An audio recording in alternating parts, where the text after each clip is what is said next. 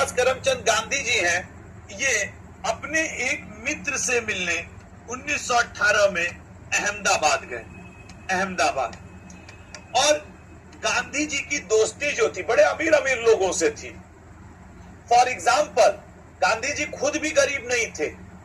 तुम अंदाजा लगा सकते हो, जो व्यक्ति 1889 में लंदन में जाकर के वकालत की पढ़ाई पढ़ के चला आया, वो गरीब होगा। जो व्यक्ति इंग्लैंड में 1914 में लंदन में जमीन खरीद के हॉस्पिटल बनवा दे, वो गरीब है।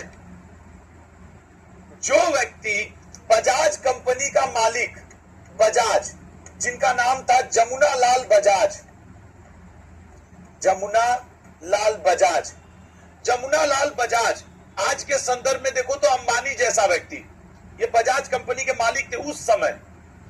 और गांधी जी का ये सुबह शाम पांव छूते थे। जमुना लाल बजाज को गांधी जी का 5वां पुत्र कहा जाता था। गांधी जी का 5th सन। ये कौन बनेगा करोड़पति में भी पूछा है, हंसी मजाक बता दे रहा हूं, लेकिन ये सही है, ये पूछा है कि गांधी जी का 5वां पुत्र किसे कहा जाता है। इतना ये व्यक्ति अमीर था गांधी, क्या थे? तुम लोग में से कई लोग ये बात कहते हो ना, गांधी नालायक है, ये है, वो है ना, ये, अरे तुमने गांधी पे किताब ही नहीं पढ़ी है, खाली अड़ोसी पड़ोसी मामा मौसी यूट्यूब से सुन लिए हो ना। इस व्यक्ति को कोई जरूरत नहीं थी देश की आजादी के लिए लड़ने की। इसके पास पर्याप्त पैसा था, मौज मस्ती करने के लिए पर्याप्त विदेशी लड़कियों से दोस्ती थी।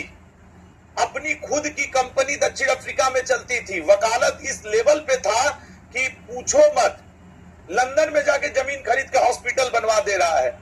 उस व्यक्ति को क्या भारत की आजादी के लिए लड़ने की जरूरत थी? अगर मान लो कि ये गलत थे, तुम लोग में से कई लोग कहते हो ना, मैं कमेंट ओपन कर देता हूं इस समय, नहीं कई लोग के मन में रह जाएगा कि लिखने का मौका नहीं मिल रहा है। तुम बताओ, आज हम, बुरा मत मानना, आज हमारे और आपके पापा की औकात है लंदन में जमीन खरीद करके हॉस्पिटल बनवा देंगे?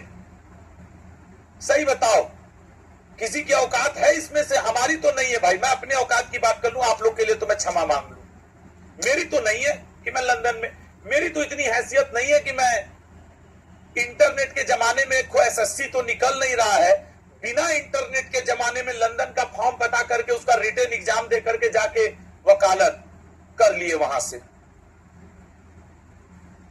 ठीक है ना, कर लिए। और जो आज अंबानी जैसा व्यक्ति अगर आके आपके 5 बार रोज पांव छुए, आपको लगता है आपको किसी चीज की कमी होगी? और वो रोज पूछे, सर क्या दे दें आपको, सर कहां की कंपनी आपके नाम कर दें? लेकिन फिर भी ये व्यक्ति देश के लिए लड़ा है, इसमें कोई दो राय नहीं है।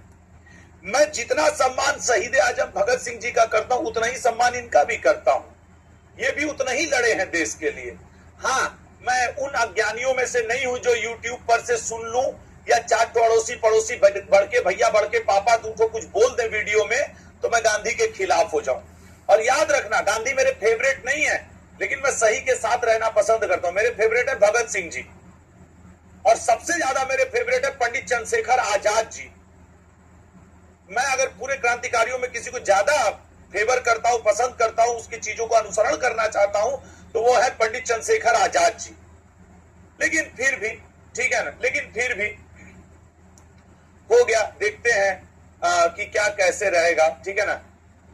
अब आते हैं अगले पॉइंट पे। कमेंट आपका मैं रोक रहा हूं। करने के बाद गांधी जी अहमदाबाद में गए अपने दोस्तों से मिलने। इनके जो दोस्त थे वो मिल मालिक थे।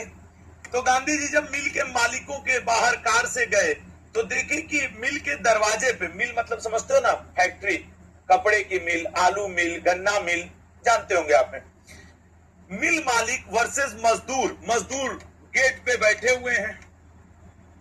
गांधी जी अपने दोस्तों से पूछे कि ये क्या चल रहा है? तो मिल के मालिकों ने कहा, रे कुछ नहीं, तुम अंदर चलो, कॉफी चाय कोल्ड ड्रिंक पियो, ये मजदूर ऐसे ही सब चिल्लाए पड़े। गांधी जी बोले नहीं, बोले अंदर चलो ना तुम, क्या यहाँ पे मजदूर चिल्ला रहे, तुम यहाँ खड़े रहोगे? गांधी जी अंदर गए। अंदर जाने के बाद उन्होंने अवसर देखा और अवसर देख करके मजदूरों के पास आगे, बाहर आके पूछे क्या मुद्दा है। मजदूरों ने बताया कि हुजूर, आपके जो दोस्त लोग हैं, या मुझे नहीं पता, हम लोग बोनस की मांग कर रहे हैं। वी नीड बोनस, हमें कुछ बोनस चाहिए। अगर ये बोनस मिल जाए तो हमारे घर बच्चे बीमार पड़े हैं कुछ, तो बोले इन लोग को देना चाहिए, इतने साल से यहाँ तुम काम कर रहे हो। तो बोले वो नहीं दे रहे हैं। गांधी जी का ऐसे कैसे नहीं देंगे। अब गांधी जी मजदूरों के साथ हो गए और जहां इनके लिए फैक्ट्री में कॉफी चाय बन रही थी, ये बाहर बैठ के मजदूरों के साथ नारा लगाने लगे, मिल मालिक हाय हाय। अब इनके दोस्त बाहर निकल के आए, जमुना लाल बजाज लोग जैसे दिग्गज लोग आ गए। अरे गांधी जी आप क्यों बैठे हैं, दोस्त थे ना सब आपस में। गांधी बोले यार जब ये कह रहे हैं कि इनके घर प्लेग है, हैजा है, फैला, पैसा दो ना, क्यों, क्या दिक्कत है, कमा तो रहे हो इतने सालों से तुम लोग। ये लोग बोले नहीं यार ये लोग इंटरनली ये वो तीन तूफान। गांधी बोले कोई नहीं, मैं यहीं बैठूंगा। फिर इनमें से एक मिल मालिक की बहन गांधी जी के लिए नाश्ता लेके बाहर ही आ गई, भाई खा तो लीजिए, आंदोलन करिए, सब ठीक है, खाना खा के करिए। तो गांधी जी का ये तो दोगलापन होगा ना कि मैं मजदूरों के लिए करूं आंदोलन और मिल के अंदर से मेरे लिए इडली डोसा समोसा आ रहा है। ये दोगलापन मुझसे नहीं होगा। मैं फैक्ट्री का पानी तक नहीं पीऊंगा जब तक कि इनकी बात न मानी जाए। और गांधी जी के इन्वॉल्व हो जाने की वजह से वकील भी थे, नियम कानून भी मिल मालिकों को समझा दिए, देखो ऐसा नहीं करोगे तो ऐसा, ऐसा नहीं करोगे तो ऐसा। तो हुआ क्या कि ये जो मिल मालिक थे, इन्होंने जो 24% बोनस बढ़ाने वाले थे उसकी जगह अब 35% बोनस को बढ़ा दिया।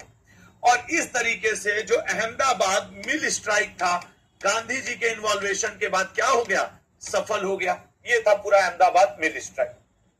तो ये गांधी जी के सम्मेलन मतलब इन्वॉल्वेशन से सफल हो गया। अच्छा अब अगला देखो।